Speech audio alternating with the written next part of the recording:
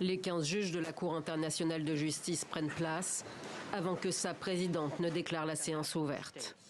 Face aux magistrats, les défenseurs et représentants des deux parties, pour cette première journée, la parole est aux plaignants. Le ministre sud-africain de la Justice est le premier à être entendu.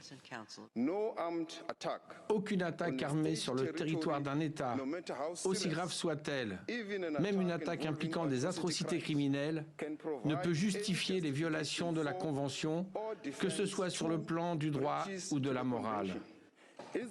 La réponse d'Israël à l'attaque du 7 octobre 2023 a franchi cette ligne et donné lieu aux violations de la Convention. La Convention dont parle le ministre est celle des Nations Unies sur le génocide, signée en 1948 à la suite de l'Holocauste. Un traité qu'Israël ne respecte pas selon Pretoria. Elle accuse l'État hébreu d'actes génocidaires à Gaza et a saisi en urgence la plus haute instance de l'ONU, basée à La Haye.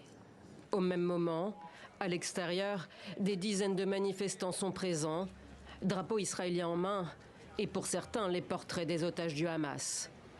À quelques pas, les défenseurs du peuple palestinien sont aussi là.